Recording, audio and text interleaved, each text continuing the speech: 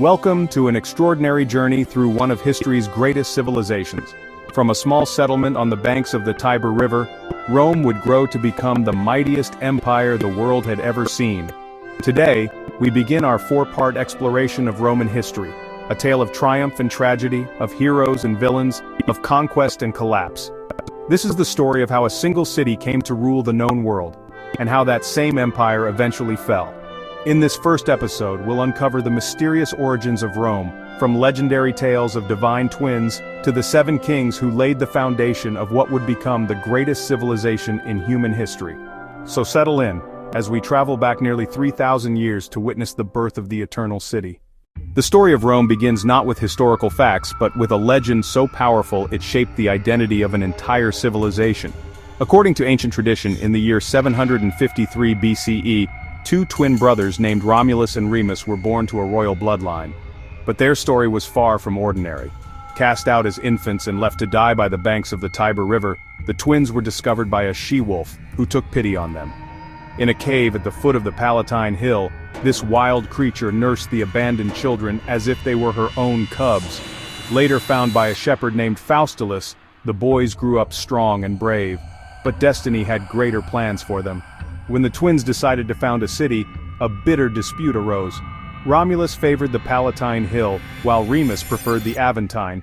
Unable to agree, they turned to the gods for guidance through augury, reading the flight patterns of birds. The gods seemed to favor Romulus, but Remus refused to accept the divine judgment.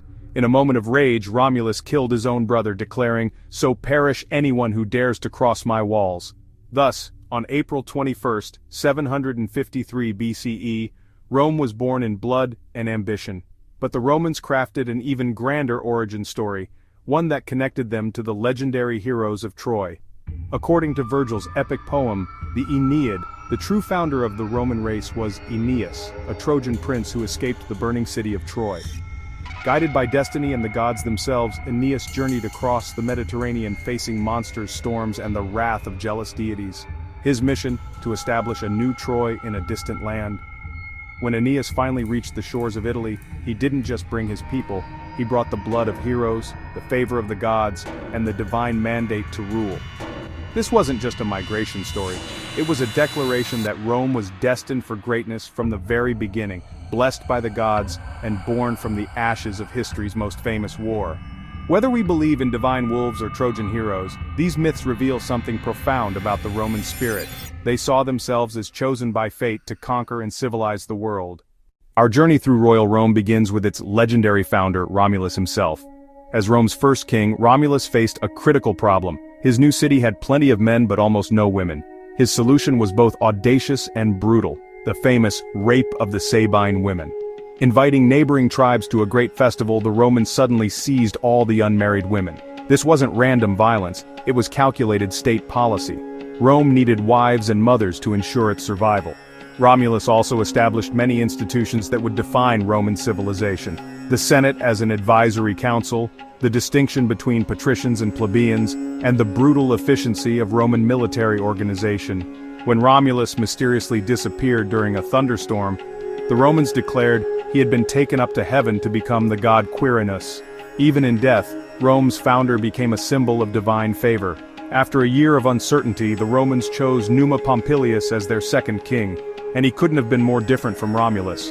Where Romulus was a warrior, Numa was a philosopher. Where Romulus conquered through force, Numa ruled through wisdom and religious devotion. Numa's greatest achievement was organizing Roman religion. He established the calendar, created the priesthood, and built the temple of Janus, whose doors would remain open during war and closed during peace. Under Numa's 43-year reign, those doors stayed firmly shut. This was Rome's golden age of peace, a time when the city grew not through conquest but through trade, law, and divine favor.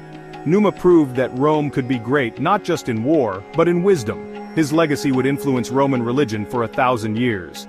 The third king, Tullus Hostilius, brought Rome back to its warlike roots. His very name meant hostile, and he lived up to it.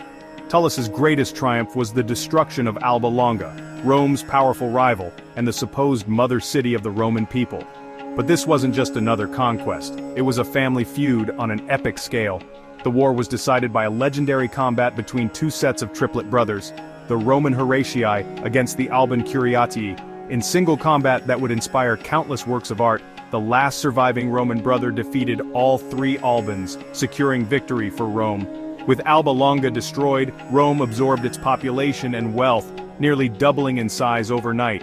Tullus had proven that Rome's destiny lay not in peaceful coexistence, but in the complete domination of its rivals. Ancus Marcius, the fourth king, combined the best qualities of his predecessors, Numa's wisdom and Tullus's military prowess. His greatest achievement was securing Rome's access to the sea. By conquering the coastal regions and establishing the port of Ostia at the mouth of the Tiber, Ancus transformed Rome from a landlocked city-state into a maritime power. This wasn't just about trade routes, it was about Rome's future. Control of the sea meant control of commerce, communication, and military mobility. The port of Ostia would serve Rome for the next 1,000 years. Ancus also built the first bridge across the Tiber and expanded Rome's territory significantly. Under his rule, Rome began to look beyond central Italy, dreaming of even greater conquests. The fifth king marked a dramatic shift in Roman history. Tarquinius Priscus was the first Etruscan to rule Rome, bringing with him the sophisticated culture and advanced technology of Etruria. Under Tarquin, Rome underwent a massive urban transformation. He drained the swampland between the hills and created the Forum Romanum, the beating heart of Roman political and commercial life. His most spectacular achievement was the construction of the Circus Maximus, a massive stadium that could hold over 250,000 spectators. This wasn't just entertainment, it was a declaration that Rome could rival any city in the Mediterranean. Tarquin also established many of the symbols of Roman power, the fasces carried by lictors, the purple toga of magistrates, and the elaborate triumphal processions that would become synonymous with Roman victory. Perhaps the most revolutionary of all Roman kings was Servius Tullius, who fundamentally transformed Roman society through his census system. Servius divided all Roman citizens into classes based on wealth, not birth. This wasn't just administrative reform, it was social revolution. For the first time, a Roman's status depended on what he owned, not who his ancestors were. He also built the Servian Wall around Rome, massive fortifications that would protect the city for centuries. These walls enclosed all 7 hills of Rome, creating a unified urban space. Most importantly, Servius expanded citizenship to include many of Rome's foreign residents. This inclusive policy would become one of Rome's greatest strengths, the ability to turn conquered enemies into loyal citizens. The seventh and final king, Tarquinius Superbus, Tarquin the Proud, would prove that absolute power corrupts absolutely. Tarquin came to power through murder, killing Servius Tullius in a bloody coup. His reign was marked by tyranny, oppression, and the systematic destruction of everything that made Rome great. He eliminated the Senate's power, ruled through fear and violence, and treated Roman citizens like slaves. The proud descendants of Romulus had become subjects of a despot. But Tarquin's greatest crime was yet to come, an act so heinous it would spark a revolution that would change the course of world history. That crime would end the monarchy forever and give birth to something entirely new, the Roman Republic. By 509 BCE, Rome had grown from a collection of hilltop villages into a major power in central Italy. The 7 kings had created more than just a city, they had forged a civilization. The political system they established balanced royal authority with aristocratic counsel through the Senate. The social structure divided citizens into patricians, the noble families, and plebeians, the common people. This distinction would shape Roman politics for centuries. Roman religion, organized by Numa and refined by his successors, provided a divine framework for earthly power. The gods didn't just bless Rome, they demanded its expansion and success. Most importantly, the kings had instilled in their people a unique cultural identity.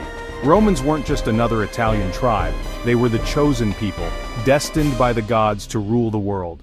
The influences were diverse: Etruscan sophistication, Greek philosophy, Latin tradition, and Sabine toughness, all blended into something uniquely Roman. This cultural fusion would prove to be one of Rome's greatest assets. But the age of kings was ending. The Romans had learned to build, to fight, to organize, and to dream of conquest. Now they would learn something even more dangerous: how to govern themselves. From the legendary she-wolf to the tyrannical Tarquin, we've witnessed the birth and growth of what would become history's greatest empire. Rome had evolved from a small city-state into a regional power, with institutions, traditions, and ambitions that would carry it to world domination, but the royal period was just the beginning. In our next episode, we'll explore how the Romans overthrew their kings and created something unprecedented, a republic that would conquer the Mediterranean world through the genius of its institutions and the courage of its citizens. We'll witness the epic struggle between patricians and plebeians, the legendary wars against Hannibal and Carthage, and Rome's transformation from an Italian city-state into the master of the ancient world. The foundation has been laid. Now the real story begins.